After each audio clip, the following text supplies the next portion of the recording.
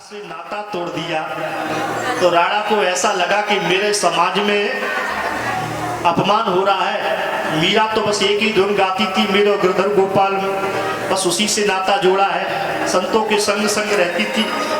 एक दिन सोचा राणा ने कि मीरा को ही खत्म कर देते हैं। तो राणा ने एक विषैला सर्प लिया, इतनी बड़ी काट की पिटाली ली, उस पिटाली में काले सर्प को बंद कर दिया और सैनिक को बुलाया। सैनिक से कहा, सैनिक लो ये जाकर के मीरा को दे आना और मीरा से कहना कि राणा ने तुम्हारे लिए भेंट भेजी है, लेकिन ये मत कहना कि उसमें काला सर्प है, मीरा लेगी नहीं। सैनिक बोला हाँ महाराज। सैनिक लेकर के काट की पिटाली लेकर के चला, उसमें काला विषधर था। मीरा को जाकर के दिया, ये राणा ने तुम्हारे लिए भेंट भेजी है। मीरा ने उस पिटाली को जैसे ही लिया, मीरा जैसे खोलने लगी कि देखे तो सही इसमें क्या भेंट है। सैनिक कहने लगा, मीरा मीरा इस पिटाली को मत खोलना ना, पिटाली मत खोलना। अरे क्या बात है? तो सैनिक रोने लगा, बस एक ही निवेदन है मीरा, इस पिटाली को मत खोलना। मीरा बोली, क्या बात है, तू बता तो सही, क्यों नहीं खोलना? राणा की भेंट है। मीरा, तू नहीं जानती क्या? बोले, राणा ने तुम्हारे लिए, तुम्हें मारने के लिए इसमें विषधर भेजा है। मीरा बोली, चिंता मत कर सैनिक, अगर राणा ने मेरे लिए विषधर भेजा है तो ये विषधर मेरा कुछ नहीं बिगाड़ पाएगा। क्यों? बोले, मेरा पति तो गिरधर है और जिसका पति गिरधर हो उसका विषधर क्या बिगाड़ेगा? मेरे अंदर तो गिरधर बैठा है, ये विषधर क्या बिगाड़ेगा? उसी प्रकार से प्रहलाद के चारों तरफ सर्प आनंदित होते हैं। देखा ये तो सर्पों ने नहीं डसा, हाथी मस्त मत हाथी इसके ऊपर चलवाए गए, लेकिन हाथी का वजन ऐसा लगता मानो प्रहलाद के शरीर पर कोई गुलाब का कमल का पुष्प स्पर्श कर रहा हो। जब प्रहलाद किसी प्रकार से नहीं मरते तो उसी समय हिरण्यकश्यप की बुआ जी हैं जिनका नाम है डुंडला, जिन्हें बोलते हैं होलिका, वो आ गई, चिंता मत करो भैया हम मारेंगे। कैसे?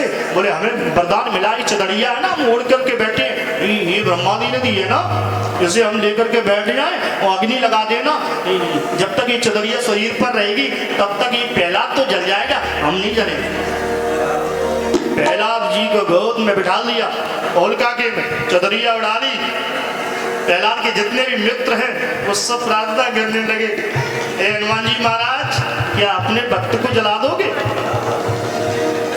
क्या आदमी प्रार्थना करती है, लेकिन प्रहलाद कहते हैं, प्रभु अगर तुम्हारी इसी में मर्जी है तो हम तेरी मर्जी को स्वीकार करते हैं। अच्छा भगवान तेरी मर्जी, अच्छा मेरे तेरी मर्जी, अच्छा भगवान तेरी मर्जी, अच्छा मेरे तेरी मर्जी, अच्छा भगवान तेरी मर्जी, अच्छा मेरे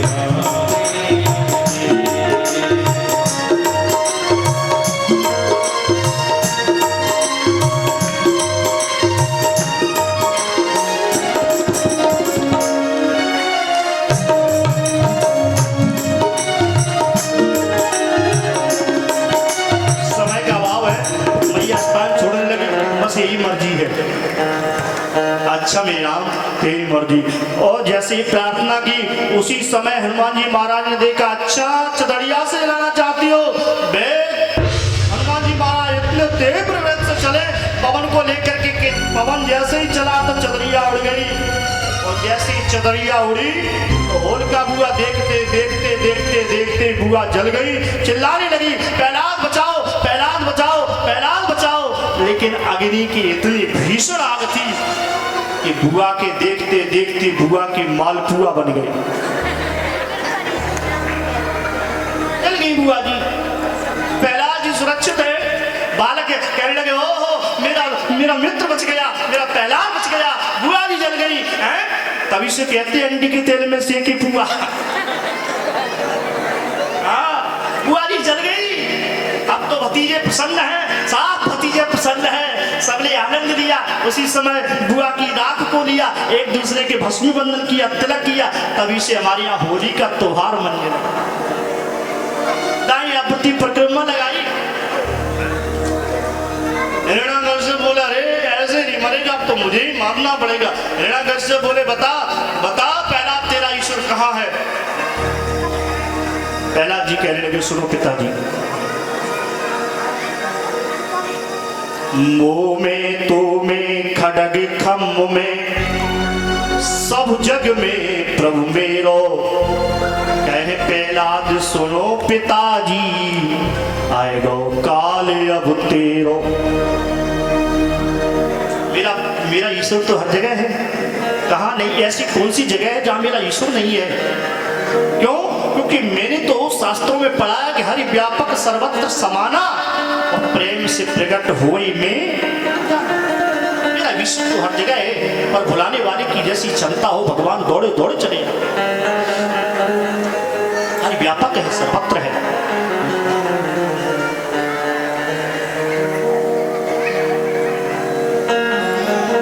एक सूत्र दे दिया, सुनो, नाम के अक्षर चौगुन कर पुन 5 मिलाए के 2 गुण कीजिए, 8 को भाग दे दिन में पुण्य के बचे पिता चित दीजिए।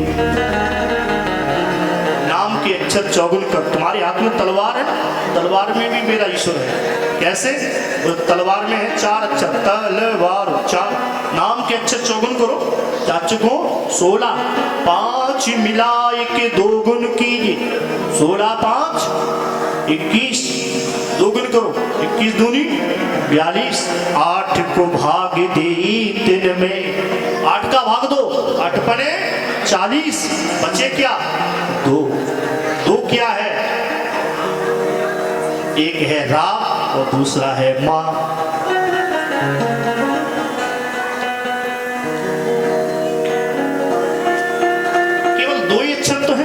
दुनिया की ये सूत्र कहीं लगा दो, उसमें ही राम निकल आएंगे। अच्छा, तो तुम्हारा भगवान इस खम्भे में भी है? मैंने कहा हर जगह है। उसी समय हिरण्याकश्यप ने गदा को उठाया और जैसे खम्भे में प्रहार किया और खम्भा टूटा। उसी समय नरसिंह भगवान का प्रकट हो गया। बोलिए नरसिंह भगवान की जय।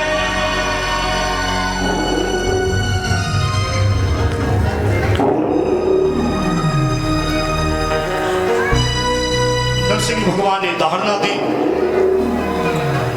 पकड़ लिया हिरण्याकश्यप को। मुझे मारना चाहते हैं? हिरण्याकश्यप बोला, आप मार नहीं पाओगे। क्यों? मैंने वरदान लिया कि ब्रह्मा जी, मेरी मृत्यु न अस्त्र से हो न शस्त्र से हो, आप मुझे कैसे मारोगे? नरसिंह भगवान बोले, तेरे लिए मेरे नाखून ही अस्त्र शस्त्र हैं, मैं कोई अस्त्र का प्रयोग नहीं करूंगा, नाखून से ही मार दूंगा तुझे। ब्रह्मा से वरदान लिया कि हे ब्रह्मा जी, तुम्हारे सृष्टि में मेरी मृत्यु ना नर से हो ना मनुष्य से हो, अब तुम ना किसी पशु से हो ना पक्षी से हो, कैसे मारोगे? भगवान बोले, देख तो सही मैं नर हूं कि पशु हूं। जैसे हिरण्याकश्यप ने देखा, आधा शरीर है वो सिंह का है और आधा शरीर मनुष्य का है। बोले, आधे तो आप सिंह हो, आधे नर हो, नर और सिंह दोनों मिलकर के आप तो नरसिंह बन गए हो। बोले, अब तो मारेंगे? बोले, अभी नहीं मार पाओगे। क्यों? बोले, मैंने वरदान दिया कि हे ब्रह्मा जी, तुम्हारे बनाई हुई सृष्टि में किसी जीव के द्वारा मेरी मृत्यु न हो। अब बताओ, ब्रह्मा ने ही तो तुम्हें बनाया होगा। भगवान नारायण बोले, भले आदि जी, ब्रह्मा ने मुझे नहीं बनाया, मैंने ब्रह्मा को बनाया। अब तुम तुझे मारेंगे? मुझे याद आई, नहीं नहीं नहीं नहीं, अब नहीं मार पाओगे। क्यों? बोले, मैंने वरदान लिया है कि ब्रह्मा जी, मेरी मृत्यु ना बाहर हो ना अंदर हो। नरसिंह भगवान बोले, देख तो सही, इस समय मैं बाहर हूं कि अंदर हूं? बोले, ना अंदर हो ना बाहर हो, आप तो देहरी पर बैठे हो, बीच में लटका रखा है, न जमीन में है न आसमान में है, बीच में लटका रखा है। देखा, जितने भी वरदान मांगे थे सब कैंसिल है, अब क्या करें? उसे याद आई, नहीं, ब्रह्मा से मैंने एक वरदान और मांगा था, अब तो आप मुझे मार ही नहीं पाओगे। क्या? बोले, मैंने वरदान मांगा कि हे ब्रह्मा जी, तुम्हारे 12 महीनों में मेरी मृत्यु ना हो। अब बताओ मुझे कैसे मारोगे?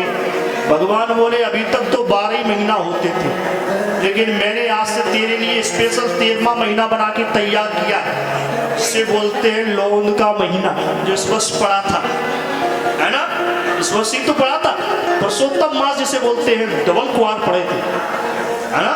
पुरुषोत्तम मास। बोले, अभी तक तो 12 महीना होते थे, आज से मैंने 13 महीना तेरे लिए स्पेशल बनाया। चल,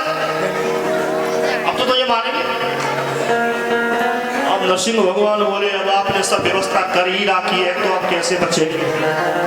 मैंने तो अपने बस में कोई भी खिड़की खुली नहीं छोड़ी थी, लेकिन ये दरवाजा कहां से बच गया। और उसी समय भगवान नरसिंह ने हिरण्यकश्यप को अपनी गोद में बिठाया, अंतरकणियों को विदीर्ण किया है और एक बार में ही हिरण्यकश्यप को समाप्त कर दिया है। बोलिए नरसिंह भगवान की जय। हिरण्यकश्यप को समाप्त किया, भक्तराज प्रहलाद को गोदी में बिठाया, बेटा जिब्या से चाटने लगे। गोदी में बिठा करके कहते हैं बेटा मुझसे भूल हो गई, हमारे कारण नाम लेने में तुमको बड़ा दुख प्राप्त हुआ, इसने बहुत सताया है असुर ने, लेकिन बेटा मुख मंजुल मुखार बिंद चूम चूम बार बार कहित प्रभु लाल मोए देर भैया ने। मुझसे बहुत बड़ी गलती हो गई, मुझसे बहुत बड़ी भूल हो गई, मुझे क्षमा कर दे।